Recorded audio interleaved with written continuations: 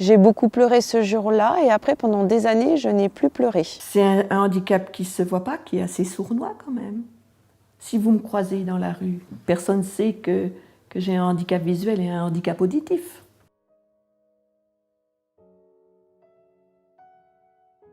Quand on m'apprend que j'ai cette pathologie, c'est en fait le monde s'écroule. Ce que je vis, moi, une personne qui aura la même pathologie le vivra différemment. Je dirais que je sais pas, je pense pas me tromper, chaque personne le vit à sa façon. Je n'ai eu aucune, mais rien, pas un papier, rien. On m'a pas dit il existe des associations ou vers qui vous dirigez.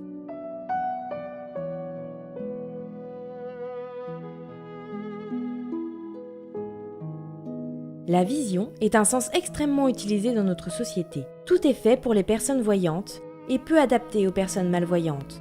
De plus, c'est un handicap qui ne se voit pas. Il est donc difficile pour les personnes de l'expliquer et de le faire comprendre. Un quart des enfants dans le monde rencontrent des problèmes à l'école à cause d'une vision mal corrigée. Cela engendre aussi 7 fois plus de risques de chute pour une personne âgée. Encore plus marquant, 60% des accidents de la route en France sont liés à un défaut de vision. Le problème n'est pas seulement social. Ces personnes perdent de l'autonomie et peuvent se retrouver très seules. Une fois qu'elles sont conscientes de leur handicap, les personnes malvoyantes ne sont pas informées des solutions qu'il existe. De nombreux professionnels sont là pour apporter des solutions, faciliter le quotidien, rendre une autonomie. Il existe plusieurs stades à la malvoyance. La basse vision et la cécité. Dans cette dernière, les 4 causes principales sont la cataracte, le diabète, le glaucome et la DMLA. Nous pouvons être touchés par la baisse de vision que l'on soit jeune ou vieux. Mais quelles que soient les causes et l'âge, la malvoyance est un handicap difficile à accepter.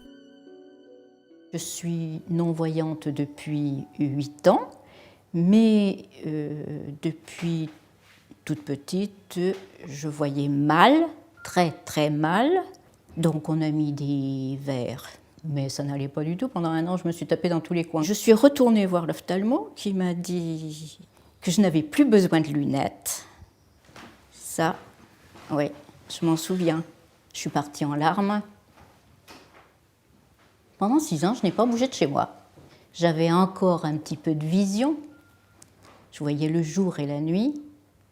J'ai demandé voir si j'allais la perdre complètement, la vue. Il m'a dit, on n'en sait rien. Ce qui est arrivé 3 mois après, d'ailleurs. Je suis retournée le voir, il m'a dit, on ne peut rien faire. Mais je dis, mais il n'y a rien, il y a personne, on ne peut pas... Non.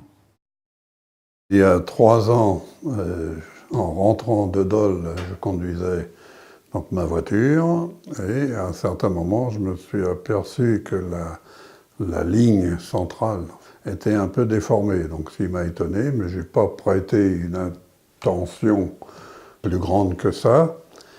Et puis, quand j'ai vu dans les jours qui suivaient que ça se reproduisait, là, je me suis inquiété un petit peu. Alors, j'ai pris rendez-vous avec un ophtalmologue de Dole et il m'a envoyé vers un autre spécialiste quelques semaines après, où là, j'ai appris que ça n'était pas une cataracte, mais c'était une DMLA. Depuis que je suis petite, je sais que j'ai des problèmes de vue. C'est seulement à l'âge de 25 ans, donc à Besançon, qu'une ophtalmo a découvert ma pathologie. Elle était contente de trouver son diagnostic et elle m'a annoncé d'emblée « Ah ben voilà, vous avez une rétinopathie pigmentaire, je comprends mieux pourquoi. » Donc moi je lui ai demandé « Mais qu'est-ce que c'est ?» Et elle m'a dit « Vous avez une maladie grave, incurable, qui mène à la cécité. » J'ai tilté sur le mot cécité parce que j'étais pas du tout préparée à ça. On ne m'avait jamais soupçonné une maladie génétique rétinienne incurable. Voilà, à 25 ans, l'annonce du diagnostic qui a été du coup pour moi une grosse claque. Et après, du coup, comme on est laissé complètement à l'abandon, j'ai été dans un déni très longtemps et je me suis dit, je n'ai pas ça et je vais continuer ma vie comme avant. Pendant des années, je me suis mise en danger et j'ai mis aussi beaucoup d'énergie à cacher ce handicap. Lorsqu'une personne apprend son handicap, elle va classiquement passer par plusieurs phases. C'est ce que l'on appelle la courbe d'acceptation. Au début, elle va subir un choc, puis viendra le déni, la peur et la tristesse. C'est la phase négative. Puis, la personne va être dans une phase d'acceptation. Elle va se tourner vers son futur et être positive. Il est important de savoir que la personne ayant un déficit visuel n'est pas seule. Pourtant, on constate qu'en France, seulement 15% des personnes malvoyantes utilisent une aide visuelle et 26% des personnes non-voyantes utilisent une canne blanche. De plus, l'impact dans leur vie de tous les jours est principalement dans la mobilité et la gestion des tâches quotidiennes, ménagères et administratives. Pourtant, différents professionnels et associations sont présents pour apporter des solutions et rendre de l'autonomie. Après avoir rencontré l'ophtalmologiste qui détecte la pathologie, le patient pourra être mis en relation avec des professionnels tels que l'opticien, l'ergothérapeute et les associations.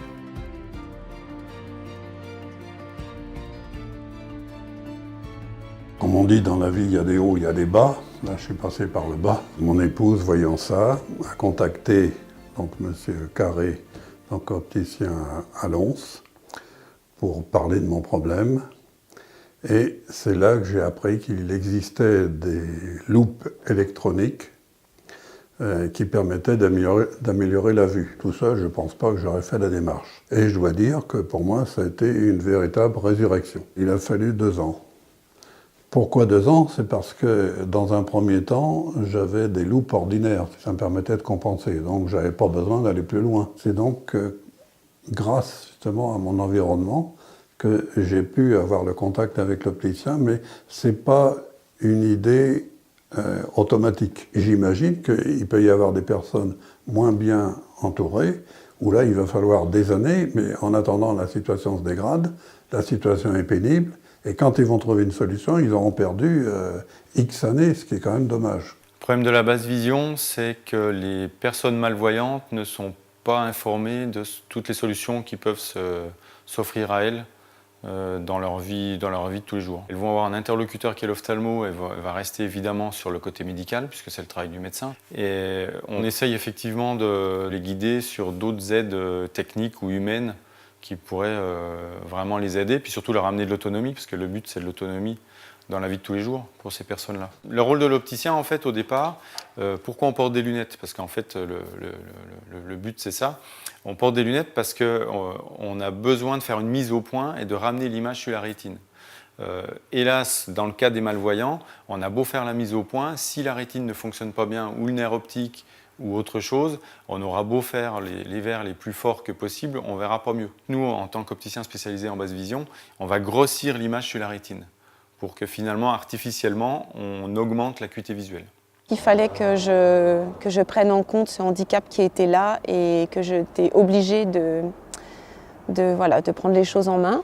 Donc j'ai consulté une psychologue qui a mis des mots sur mes angoisses, ma panique, mes souffrances et surtout ma peur de l'avenir, vu qu'il n'y a aucun traitement et qu'on est face à un enfermement et une perte d'autonomie, une perte de liberté.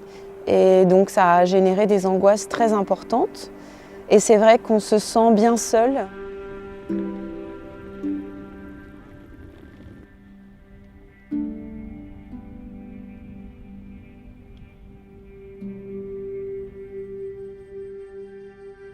Mon rôle en tant que psychologue, j'accueille les patients en parallèle de la rééducation auprès de mes collègues. Après tout traumatisme, que ce soit la maladie, un accident, un handicap, lorsqu'il survient, forcément, on éprouve chacun différentes émotions, on a différentes réactions, parmi lesquelles on peut retrouver la colère, évidemment, le déni aussi. Il arrive parfois que les patients ne font pas exister ce qui leur arrive. Pour eux, non, c'est pas possible, ça va s'arranger, c'est pas possible. Après, ce n'est pas linéaire, nous sommes tous différents, on accepte les traumatismes ou les étapes de notre vie de manière différente. Certains vont vite, certains vont moins vite, certains n'y arrivent jamais. L'acceptation, c'est bien difficile de dire qu'elle est présente pour chacun de nos patients. On les conduit à faire avec et on les conduit à davantage d'autonomie. Mon travail, c'est vraiment de permettre au patient de se faire davantage confiance, de croire en lui et et d'essayer d'avancer malgré le handicap et que sa personnalité aujourd'hui n'est pas différente de celle qu'il avait avant la survenue du trouble visuel. Et voilà, ça c'est un élément important à se souvenir. On reste le même malgré le handicap. Vous en voyez un seul. Oui. Alors, je vais verser le contenu sur la table. Et donc, il y avait un seul ou pas Non, maintenant je vois un petit objet noir. Ça, c'est très important, c'est ce qu'on appelle la notion de contraste. Si vous avez des choses qui sont blanc sur blanc ou noir sur noir, pour vous, ça demande la vision des détails, donc pour vous, ça va être compliqué. Donc, vous n'allez pas le percevoir. Je suis ergothérapeute, donc je suis spécialisée comme mon autre collègue dans le handicap visuel. Donc on s'occupe des personnes qui sont malvoyantes ou aveugles, donc ça selon des critères d'acuité visuelle et de champ visuel. Et donc notre rôle c'est de leur permettre de rester un maximum indépendants dans les actes de la vie quotidienne. Souvent les gens quand ils viennent nous voir, ils n'ont pas conscience du potentiel visuel qui leur reste. Ils viennent nous voir en se disant je vois plus clair, je peux plus rien faire. Et nous, on est là, en fait, dans l'équipe, chacune avec notre rôle, on est là aussi pour leur expliquer, se dire, oui, ça dysfonctionne. Voilà, si vous avez une atteinte centrale, les petits détails, vous n'allez pas les reconnaître, les visages, ça va être compliqué. Par contre, avec votre rétine périphérique, enfin votre vision périphérique, vous allez pouvoir faire d'autres choses. Au niveau de l'Organisation mondiale de la santé, il y a des chiffres qui sont posés en termes d'acuité visuelle. Il faut que l'acuité visuelle soit inférieure à 4/10 et ou que le champ visuel soit réduit aux 20 degrés centraux pour que la personne soit considérée comme malvoyante. Après, en fonction des personnes, il y a des personnes qui vont avoir une apparition brutale et qui auront peut-être une acuité visuelle qui sera meilleure que les 4/10, mais ça va faire un choc et il faut que la personne elle reprenne de l'assurance, de la confiance dans ses activités. Et d'autres personnes qui vont perdre la vue progressivement, par exemple, vont mettre en place des stratégies qui fait que quand on leur pose la question, la personne dit non, mais moi ça va très bien, je m'en sors tel que je m'organise actuellement.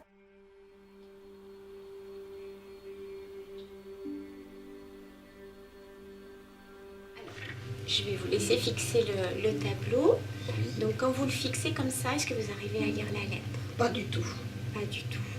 Alors essayez de déplacer un tout petit peu le regard de côté, soit d'un côté, soit de l'autre, et comme ça vous allez utiliser votre champ de vision. D'accord. Donc vous allez utiliser une partie de votre rétine qui est saine, qui est meilleure, et comme ça vous déplacez cette tache dont vous vous plaignez. Oui. Voilà, et comme ça vous utilisez bien votre champ de vision, ce qui vous permet de regagner un petit peu en acuité. Vous allez relier le 1 au 2. Prenez le temps de bien suivre la pointe de votre stylo. Voilà. Non, c'est pas bien. On réentraîne la fixation, le suivi et la coordination en même temps. Oui. Il faut que votre œil guide votre main. Quelle que soit la vie valide, handicapée, on est toujours seul. On est toujours seul, on est toujours intimement seul. Où je dirais, c'est le regard de la société par rapport au handicap. Ce handicap qui ne se voit pas, cette incompréhension, c'est là le plus difficile. On est obligé de s'adapter au quotidien. Ma vie aujourd'hui, elle est quand même, je trouve qu'elle est mieux qu'il y a une trentaine d'années, puisqu'il y a eu beaucoup de progrès de fait au niveau du matériel, au niveau de l'optique aussi. La partie des verres correcteurs a bien évolué puisque lorsque nous avons des amétropies très importantes, Essilor est capable de faire des verres spéciaux avec des corrections vraiment très fortes. On peut faire également des filtres thérapeutiques qui permettent de redonner du contraste aux personnes malvoyantes. Et quand, hélas, toutes ces solutions ne suffisent pas, nous avons également une caméra dotée d'une synthèse vocale qui permet en fait de lire le document à la place de la personne. Donc le principe est assez simple, vous allez mettre les lunettes normalement et vous allez prendre le texte ici, le mettre en face de vous et la caméra en fait détecte l'ongle. Donc il suffit de viser avec le regard ce que vous avez besoin de lire et ensuite ça va lire. Président de l'association Faire Savoir a présenté en avant-première recommencement du début. Depuis plus de 30 ans, le laboratoire sans arrêt concentre particulièrement ses efforts pour développer des compléments alimentaires. Alors Eschenbach, on est une société qui est un peu plus centenaire, on a à peu près 105 ans. La société est représentée dans plusieurs pays dans le monde, Europe, États-Unis, divers pays continents. Eschenbach fait deux types de catégories de produits, ce qu'on appelle les loupes analogiques, c'est-à-dire des loupes traditionnelles comme un verre optique qu'on adapte pour faire une loupe optique, et une gamme de loupes électroniques sur lequel on est fabricant depuis 5 ans à peu près. Eschenbach a tendance quand même à privilégier le réseau, ce que moi j'appelle de proximité, et donc via les opticiens. Pourquoi? Parce qu'il faut essayer les appareils, il faut les tester à la maison, et parce que par définition l'opticien maîtrise complètement tout ce qui est défaut visuel.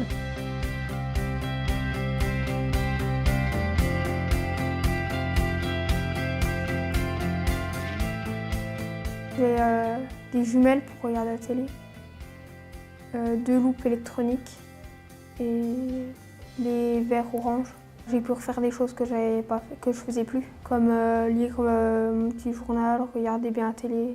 Quand j'ai eu les outils, après, c'était beaucoup plus facile pour tout faire. La petite loupe, je m'en sers pour écrire et la grande pour lire. Je l'emmène partout, je peux tout lire. Quand je vais au restaurant, je peux regarder ce qu'il y a, tout. Avant, je voyais pas trop l'avenir et maintenant que j'ai ma TACL, je suis plus positif. Je vois l'avenir mieux. C'est notre ophtalmo qui nous a adressé un atole à Lons. Et là, on a fait des tests, on nous a prêté du matériel qu'Enzo a pu essayer pendant plusieurs semaines. Et on s'est aperçu de la différence instantanément. Donc, ça lui a redonné de l'autonomie sur pas mal de choses. Il a confiance en lui. Il n'y a que lui qui pourra s'en sortir. Donc s'il a le moral, s'il a ce qu'il faut, il va avancer et il va s'en sortir. Quand on voit qu'il y a des possibilités, ça nous permet d'avancer. Et le gros souci, c'est tant que vous ne savez pas qu'il existe des choses, vous êtes très mal. Et une fois qu'on sait que ça existe, on avance. Mais oui, le gros problème, c'est d'être au courant qu'il existe des choses et qu'on peut tous être concernés. Mon métier, c'est un métier qui est basé entre l'ergothérapeute et l'éducation, qui est vraiment une spécialisation pour la déficience visuelle et qui consiste à aider la personne malvoyante ou non-voyante, soit par malvoyance acquise ou malvoyance de naissance, à essayer de trouver des repères ou retrouver des repères pour être au mieux dans son autonomie au quotidien. Souvent, c'est des personnes qui ont été pendant un grand moment à refuser leur handicap. D'abord, il reprendra confiance en lui et qu'il s'apercevra que tout n'est pas perdu chez lui et qu'il y a des choses qu'il arrivera à refaire. Donc c'est important de lui montrer et de lui prouver que ses capacités, il les a. Un jour, une assistante sociale m'a dit « Mais je crois que quelqu'un pourrait vous aider. » Ah. Alors elle m'a donné le nom d'une assistante sociale. Je l'ai rencontrée, donc nous avons parlé, puis elle m'a dit « Je vais vous mettre, si vous me permettez, je vais vous mettre en contact avec l'éducateur en locomotion. » Je m'en souviendrai toujours. Il m'a dit de lui tendre la main et il m'a mis une canne dans la main. Je me suis dit « Qu'est-ce que je fais ?» J'ai failli la lui jeter à la figure et lui dire que c'était pas ce que je voulais. J'attendais qu'il me disent comment m'y prendre, je sais pas, mais pas cette canne. Même si on sait qu'on voit mal, on n'accepte pas. On se dit, c'est pas vrai, j'en suis pas là. C'est pas possible. Je suis instructeur de locomotion. C'est un métier qui permet de travailler tout ce qui va être autonomie de déplacement chez une personne déficiente visuelle. La locomotion repose sur un travail de vicariance, on appelle, c'est-à-dire qu'on va renforcer tous les sens autres que visuels quand il n'y a pas de possibilité visuelle, et si bien sûr il y a des possibilités visuelles, optimiser l'utilisation de ces possibilités visuelles. Dans un déplacement, on a à peu près toujours on fait 2 boulots en même temps, 2 travaux en même temps. La première chose, c'est la détection d'obstacles. La deuxième chose, c'est ce qu'on appelle la prise d'axe, l'orientation, quelque part. Il y a des personnes qui peuvent tout à fait détecter les obstacles sous certaines conditions lumineuses, et ça va devenir complètement difficile, voire impossible, sous d'autres conditions lumineuses. Les 2 maîtres mots sont la sécurité et le confort. Parce qu'en plus, des personnes, surtout des personnes malvoyantes, peuvent compensée, mais au prix d'une dépense énergétique énorme. Et cette fatigue, cette énergie peut aller jusqu'au point où la personne décide de ne plus sortir et de ne plus rien faire. Une personne malvoyante, voire une personne même aveugle, rien ne peut l'empêcher d'être complètement autonome dans ses déplacements. On peut tout à fait travailler en locomotion, tout un ensemble de techniques et de méthodologies qui vont permettre à la personne de retrouver une indépendance. J'ai une maladie congénitale, donc de naissance, donc une atrophie du nerf optique. Donc j'ai jamais fonctionné autrement qu'en tant que malvoyant. Et justement, c'est en faisant la pratique en e-sport, que ce soit le paracyclisme ou le paratriathlon, où je me rends compte que voilà, je suis intègre finalement. Il y a toujours des moyens de s'adapter par rapport à une difficulté qu'on rencontre. Donc soit quelque chose à rechercher dans la technique, ou soit du côté du médical, ou voire un mix des deux d'une certaine manière. L'AVH, c'est une association pour les personnes aveugles et malvoyantes.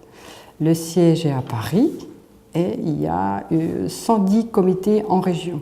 C'est de l'accompagnement, c'est de les sortir de leur isolement pour certains, parce qu'il y en a quand même qui sont seuls. Après, c'est de les réunir, c'est de leur proposer des activités auxquelles ils peuvent accéder, parce qu'on a des bénévoles qui vont les chercher, qui les raccompagnent, sinon ils resteraient tout seuls chez eux, quoi, pour certains. Le rôle de l'association, il est primordial dans le fait de proposer des sensibilisations, comme on a fait avec l'instructeur en locomotion, pour les sensibiliser à l'importance de se mettre en sécurité, d'utiliser une canne. Moi, on n'a absolument pas de contact avec les ophtalmos. L'ophtalmologiste est le spécialiste qui pose le diagnostic visuel. Il agit dans la limite des solutions médicales actuelles. Même s'il n'y a pas toujours de solution thérapeutique en fonction des pathologies, un accompagnement technique et humain existe. Connaître cette prise en charge pluridisciplinaire permet à l'ophtalmologiste de faciliter la communication avec son patient. Le métier d'ophtalmologie, c'est de corriger la vue des gens et de voir s'il n'y a pas de maladie associée à leurs yeux ou à autre chose, au niveau cérébral aussi des fois. Ça va jusqu'à de la neurologie. On regarde s'il n'y a pas de lésion au niveau de la rétine, s'il n'y a pas de glaucome, s'il n'y a pas de maladie à risque. On fait beaucoup de prévention. Quand on est malvoyant, il faut vouloir faire autrement pour faire de la rééducation. Déjà, quand on ne s'en rend pas compte qu'on est malvoyant, ça ne va pas être facile. La plupart des gens qui ont un problème de champ visuel ne s'en rendent pas compte et ont une espèce de déni. On a des gens qui ont une malvoyance très importante et qui font pratiquement tout seuls. On se demande d'ailleurs comment ils font. Et vous avez des gens qui ont 4/10 et qui se comportent en aveugle. Quand on est médecin, on est censé soigner et guérir, réussir. Donc quand on n'arrive plus à soigner, on n'a pas appris à le faire, à faire de la rééducation, parce que c'est quand même quelque chose qui existe depuis pas si longtemps que ça, la rééducation basse vision. Donc la plupart des ophtalmos qui ont été éduqués comme ça, voilà, ça n'existait pas, donc on ne s'en occupait plus. La MDPH est un guichet unique d'information, d'évaluation et d'orientation pour les personnes souffrant de handicap. Notre objectif, c'est de les accueillir, de les écouter et de faire en sorte que leur projet de vie soit le plus adapté possible à leurs souhaits. On intervient au niveau de la maison des personnes handicapées depuis le plus jeune âge, sans limite pour certaines prestations, mais avec une limite des 60 ans, effectivement, pour la prestation de compensation du handicap qui couvre toutes ces aides humaines et ces aides techniques. Alors, ces 60 ans pour la date à laquelle la personne fait la demande. Si elle fait sa demande après et jusqu'à 85 ans, on vérifie si la personne aurait été éligible avant 60 ans. Notre objectif, c'est vraiment d'arriver à faire connaître ce qui peut les aider à mieux appréhender leur vie quotidienne. On part du principe où vous portez des lunettes, c'est que vous voyez. Ce qui n'est pas le cas. Moi, j'arrive avec ma correction à 1/10. Moi, ce que je dirais, c'est qu'il y a toujours quelque chose de possible. Ce qu'on veut, c'est pas vivre à côté de la société, c'est vivre avec les personnes. Je me sens tout à fait normale, hein, avec les personnes normales. Hein. Il y a un manque d'information et de communication. Je ne me trouve pas handicapée. C'est pas parce que même si on ne voit plus, qu'on ne peut plus rien faire. Des gens sont là pour nous aider, et croyez-moi, la vie, elle vaut quand même la peine d'être vécue. On a encore des belles choses à faire. Et il faudrait quand même que les gens acceptent que de toute façon, on est tous différents les uns des autres. On a tous une différence. Elle ne se voit pas forcément, mais on est tous différents. La vie vaut le coup d'être vécue malgré les difficultés qu'on peut rencontrer, que en général, elles sont pas insurmontables. Enfin, en tous les cas, on peut pallier au mieux aux difficultés qu'on peut rencontrer au quotidien. Une personne malvoyante, découvrant son handicap, va passer par plusieurs phases avant de l'accepter. Mais elle n'est pas seule. De nombreux professionnels sont présents pour l'aider à avancer. C'est très important et il faut continuer à développer l'information et les aides. Aujourd'hui, en France, nous comptons plus de 3 millions de personnes déficientes visuelles. Et du fait du vieillissement de la population, ce chiffre est en constante augmentation. La prise de conscience doit être collective. La vision est le sens le plus utilisé dans notre société. Et demain, chacun d'entre nous peut être confronté à un handicap visuel. Je voyais l'avenir en noir avec, au fur et à mesure du temps, des choses que je ne pourrais plus faire. Une personne malvoyante, voire une personne même aveugle, rien, s'il n'y a pas de trouble associé, bien évidemment, ne peut l'empêcher d'être complètement autonome. Il y a des solutions pour tout le monde. On va utiliser des mécanismes de suppléance pour essayer de se rendre la vie la plus simple possible, quoi.